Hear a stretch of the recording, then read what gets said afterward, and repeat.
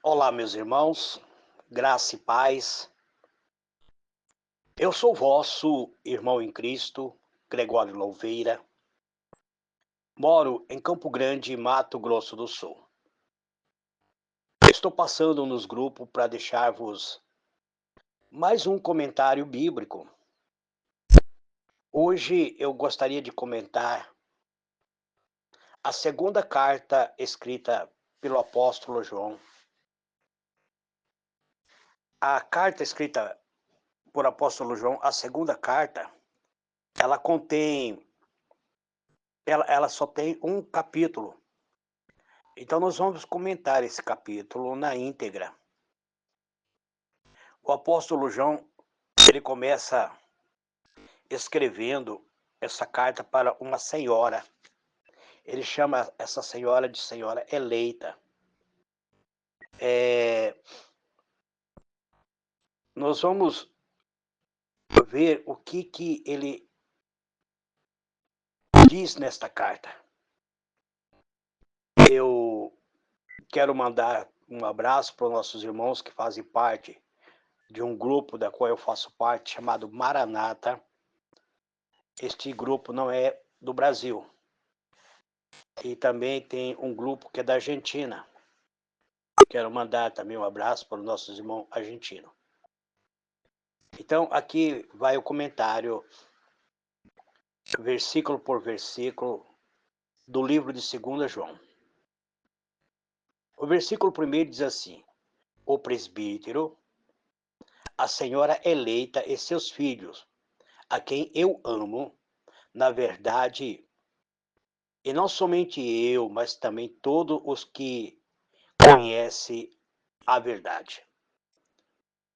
O apóstolo João, ele se identifica como sendo o presbítero. E ele escreve uma carta para uma senhora eleita. Então João se identifica como sendo presbítero. Segundo a Bíblia, o presbítero é um ancião. E ele escreve para a senhora eleita, possivelmente uma senhora cristã. Nós não conhecemos, não sabemos a história. Aqui, senhora específica, quando a Bíblia se refere à mulher, geralmente ela se refere a uma igreja. Então, o apóstolo está escrevendo para uma igreja e seus filhos, ou seja, membro da igreja. Ele expressa o amor, na verdade, uma referência ao amor cristão, baseado na verdade do Evangelho. O versículo 2 diz assim: por causa da verdade que permanece em nós e estará conosco para sempre. Então, o apóstolo lhe expressa a verdade do Evangelho. Esse Evangelho que verdadeiro, duradoura e eterna.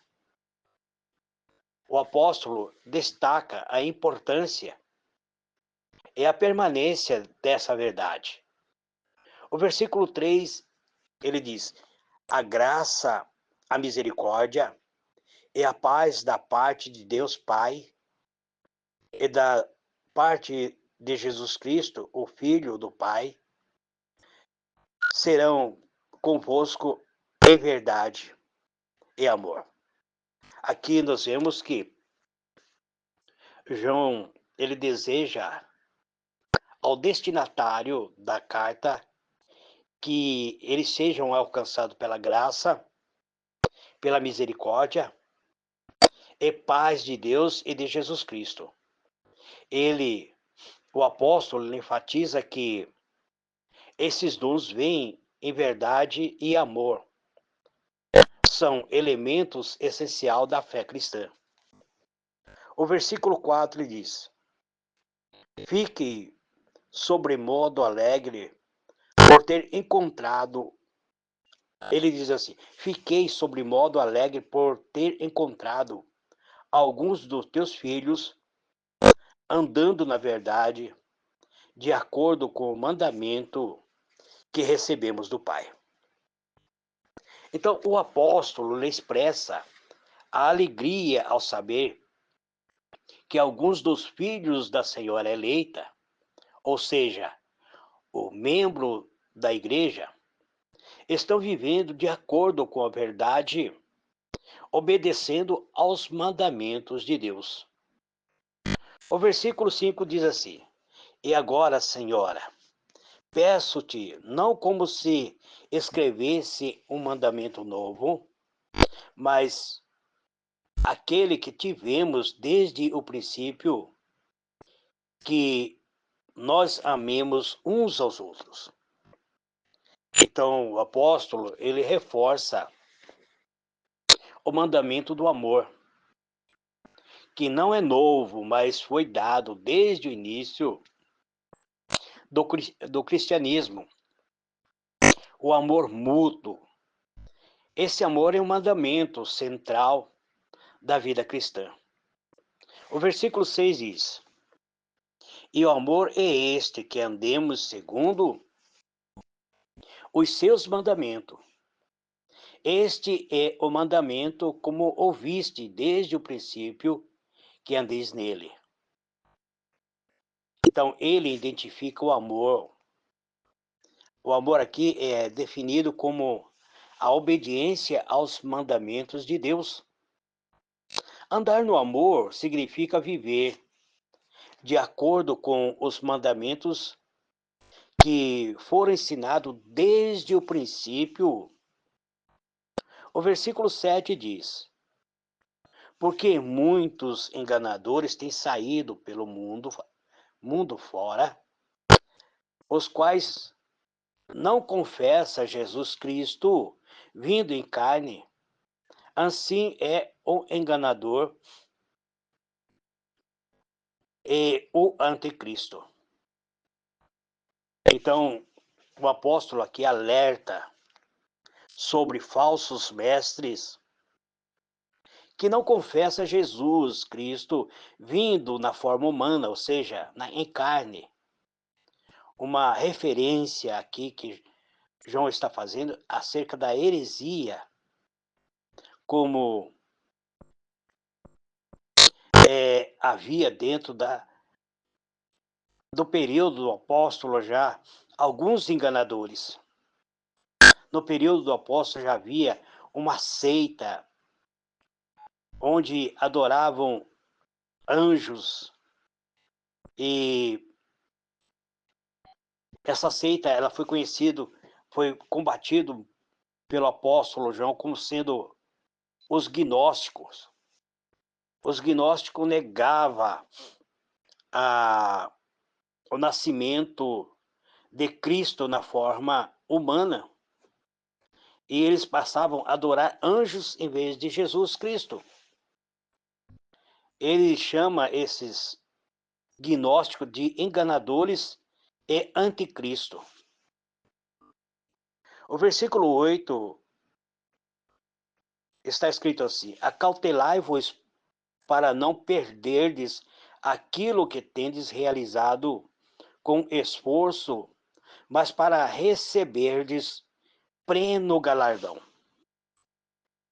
Então, ele adverte os crentes a serem vigilantes para não perderem fruto do trabalho que fizeram, mas para que possam receber a recompensa completa.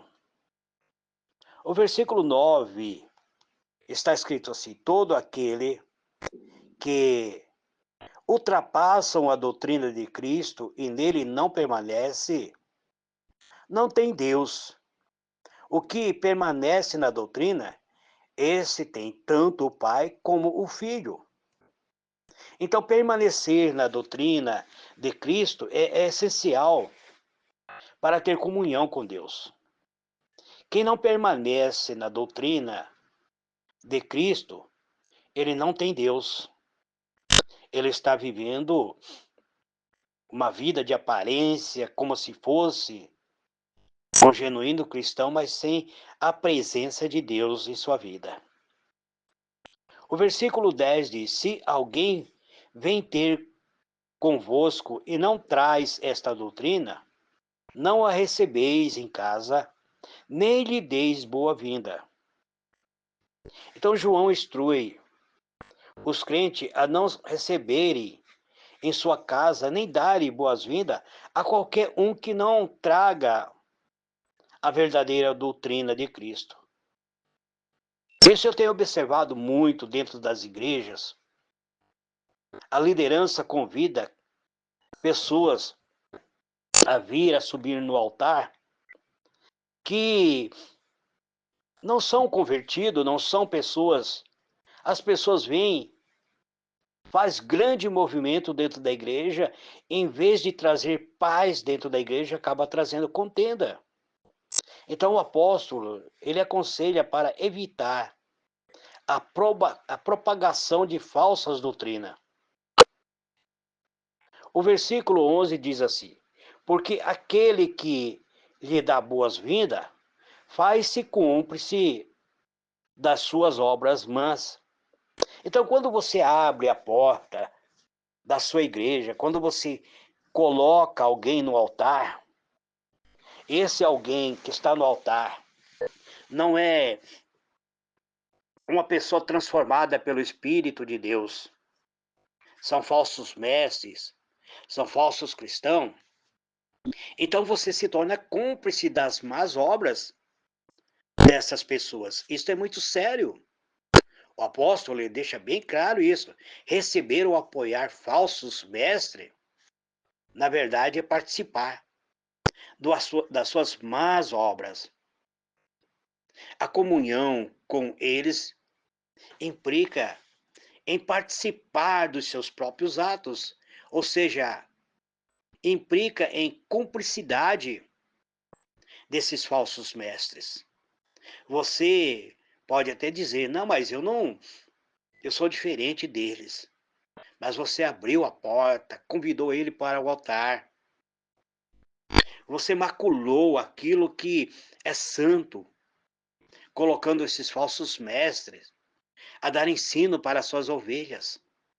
Então você tem que saber, você que é liderança, tem que saber quem é que você está colocando dentro, assentado no altar, ministrando para a sua ovelha.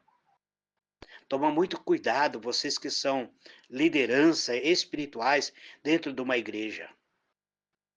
O versículo 12 diz assim: ainda tinha muita coisa para vos escrever.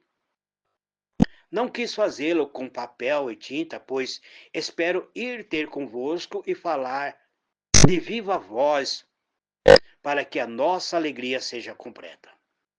Então o apóstolo, ele enfatiza aqui a vontade que ele tem de estar junto dos irmãos, que participar com eles. Então, ele diz que tinha tantas coisas para falar, para escrever, mas ele prefere falar pessoalmente, para que a alegria da comunhão seja completa. Isso demonstra a importância das intenções face a face na comunidade cristã.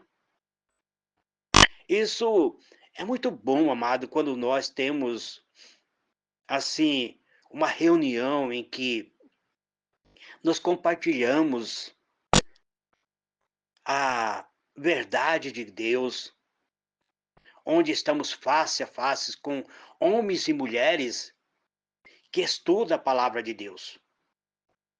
O versículo 3 diz assim: os filhos da tua irmã eleita te saudam. Então, aqui o apóstolo está fechando a carta. Ele inclui uma saudação dos filhos da irmã eleita.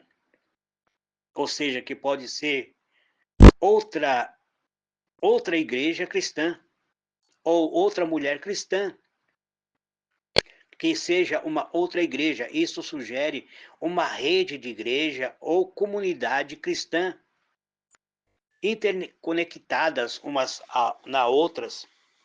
Igreja cristã que está ligada uma na outra. quando ele diz assim: os filhos da tua irmã eleita te saudam. Então, vamos supor, eu sou participante da Assembleia de Deus, estou escrevendo uma carta para os irmãos que fazem parte da congregação cristã. Então, nós estamos dizendo que nós somos filho da irmã, somos irmãos uma dos outros. Então, não é porque nós pertencemos a um ministério diferente que nós somos cristãos diferentes. Não, nós somos co-participante, estamos interconectados pelo mesmo Espírito, ligado através da palavra da vida. Então, isso sugere que existe uma rede de igreja ou comunidade cristã que estão interligadas uma na outra. Eu quero agradecer a todos os irmãos que acompanharam os estudos. Amanhã eu estarei trazendo a terceira carta, fechando assim o livro de 1 João, 2 e 3 João. Eu preparei umas apostilas nesses estudos bíblicos. Eu quero se deixar à disposição dos irmãos e também se os irmãos perderam alguma mensagem dos estudos do livro de 1º, 2º e 3º João, vocês encontrarão dentro do YouTube, onde eu tenho um canal que é Gregório Louveira, Mensagens e Reflexões. Ali vocês encontrarão mais de 3.000 mensagens elaboradas por mim. Que Deus vos abençoe, amados. Grande e poderoso Deus, em o nome do Senhor Jesus, Pai amado, eu te dou graça por mais um dia, pelo privilégio da vida, por mais um despertar, por mais um amanhecer. Estou prestes a sair do meu lar para o meu trabalho, Pai. Eu te peço que tua proteção esteja sobre minha vida. Onde eu colocar a planta dos meus pés, ó Pai, que a tua paz esteja acompanhando a minha vida. Que eu esteja abrigado no teu esconderijo santo e que os anjos do Senhor estejam acampados em volta da minha vida, me guardando, me protegendo, me dando da tua graça. Entrego a ti o meu lar, minha família, minha esposa, as minhas 2 filhas, Pai, Simone e Silene, as minhas 3 netas, a Isabela, a Gabriela e a Helena, Pai. Eu oro pelos meus 2 genros, pelo Rodrigo, pelo Carlos. Eu oro por todos os nossos irmãos, aqueles que, movidos por fé, estarão abrindo este áudio, e aqueles que sentirem em sua alma compartilhar com seus amigos, com seus familiares. Abençoa, Pai, a cada um. Que a tua graça, que teu infinito amor, que a tua misericórdia santa, Pai, esteja sobre cada irmão, sobre cada irmã. É isso que eu te peço e te agradeço, dizendo amém e amém.